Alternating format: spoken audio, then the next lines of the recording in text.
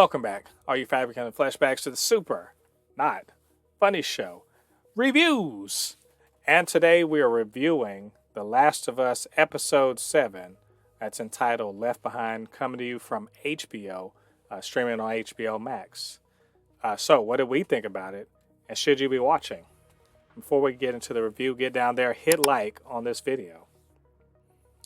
Well, Lottie, last week, they ended in quite a cliffhanger.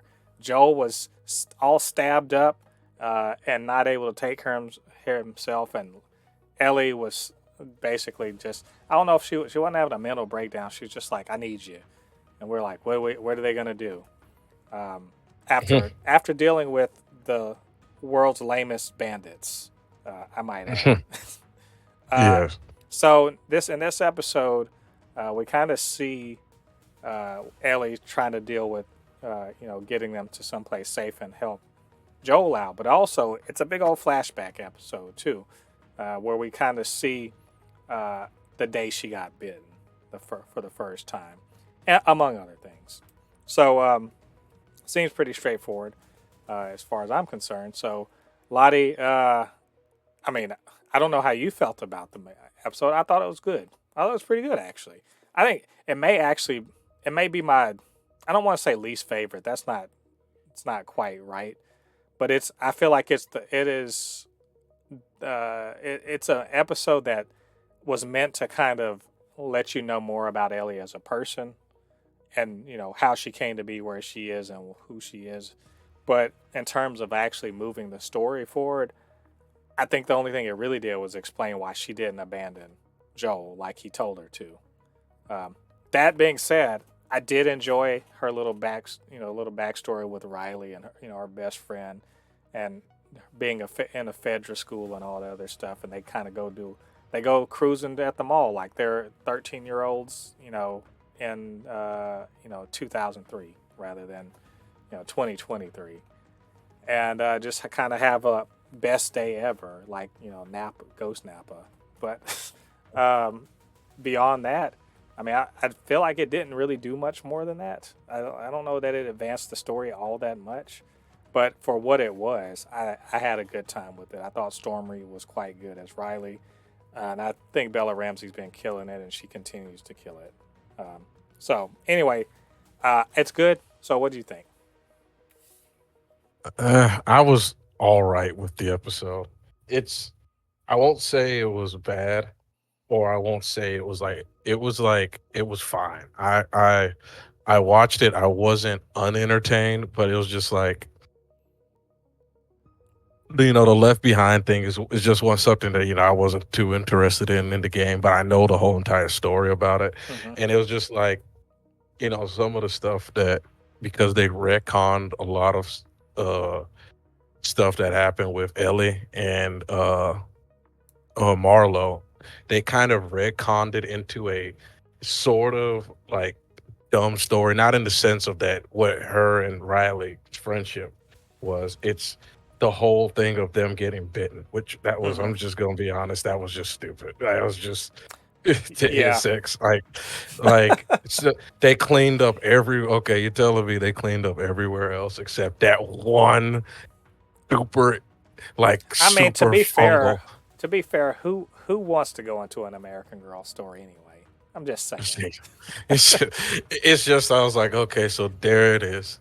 There's the Deus Ex Machina Yeah. for the bad thing to happen. I was like, yep, the one store they didn't check. Yeah. When it would be different if he was like under rubble. No, he's clearly right there. And I was just like, oh boy.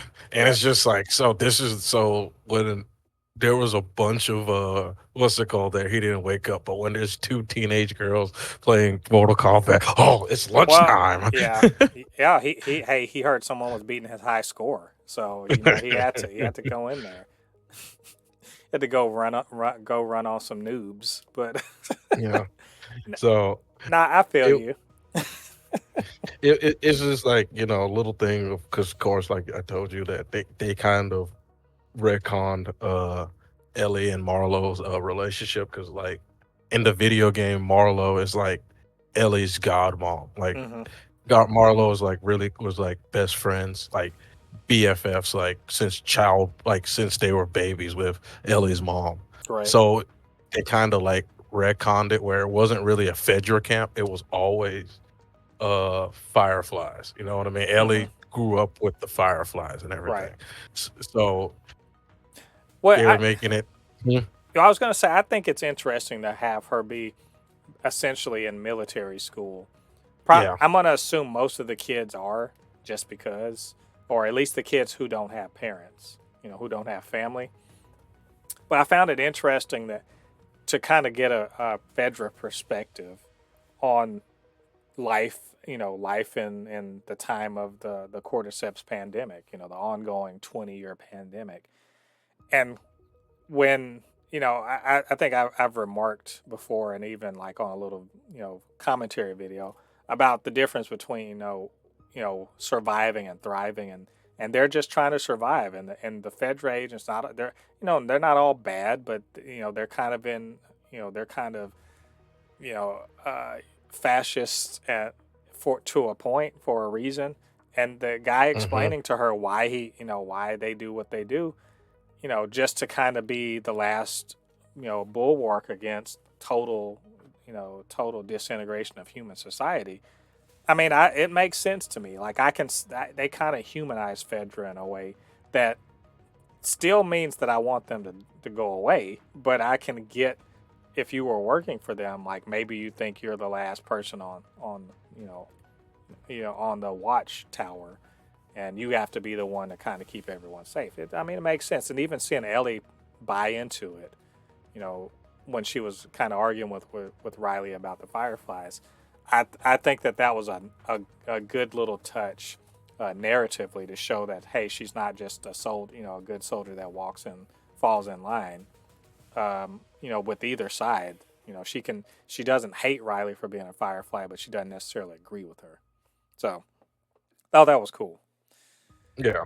Um, I, what did you think about the mall itself? I was like, man, like, what a talk about a blast from the past.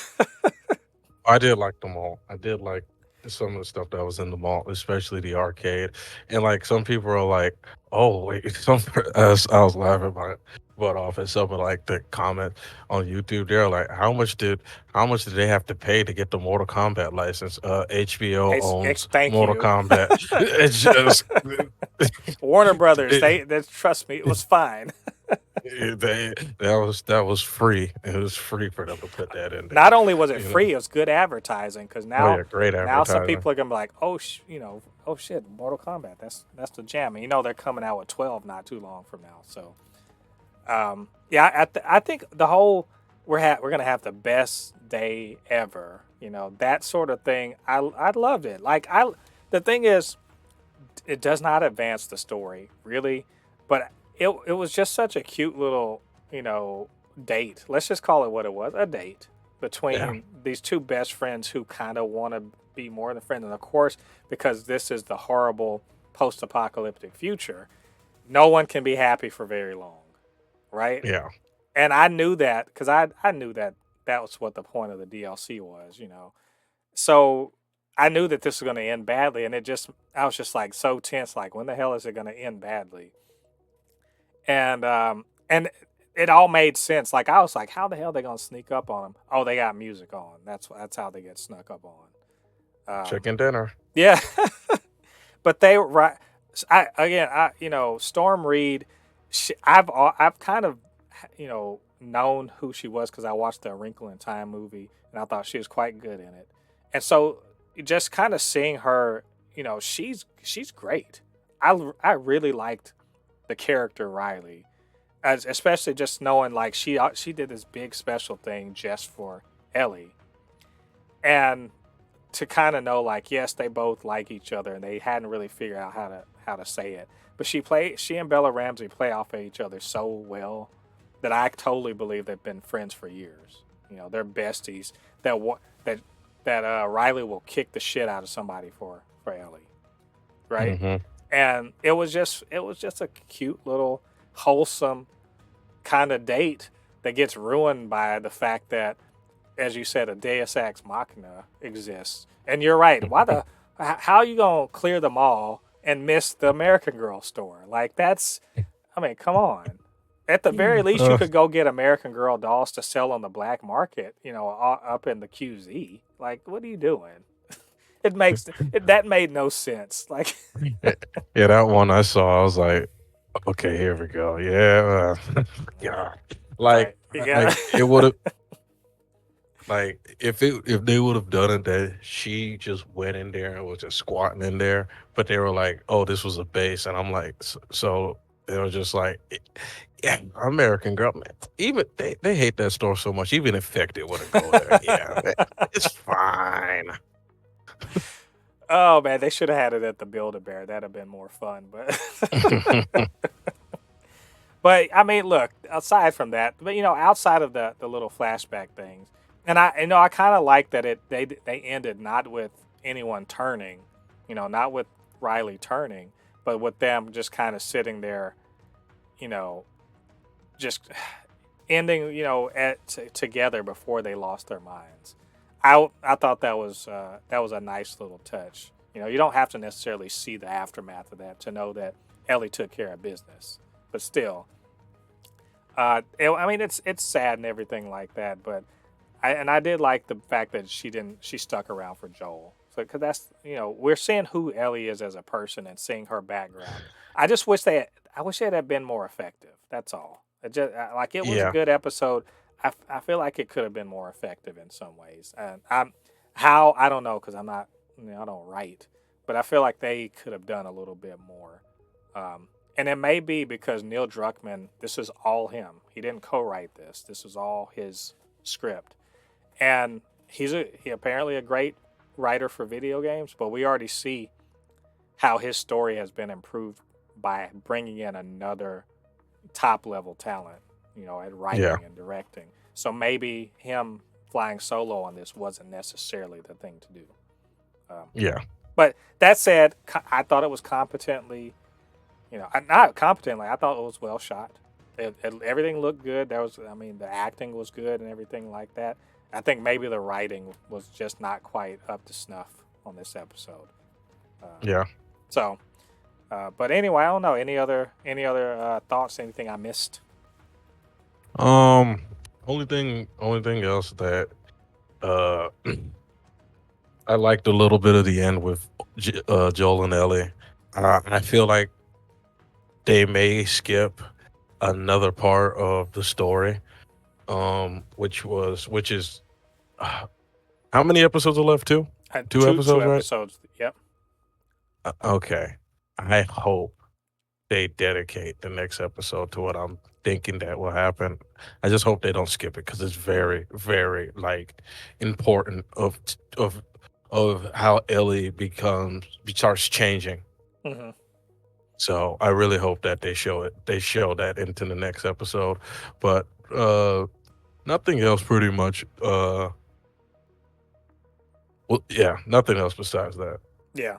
Yes. I think overall, just it's a good episode, but honestly, I think if you skip this one, it would not change the show, in my opinion. But we'll No. see. We gonna see. But anyway, those are our thoughts on this episode. What did you guys think about it? What did you think about what we had to say? Get down to the comment section, leave your thoughts there. And of course, you can always hit us up, supernotfunnyshow@gmail.com or at supernotfunnys1 on Twitter.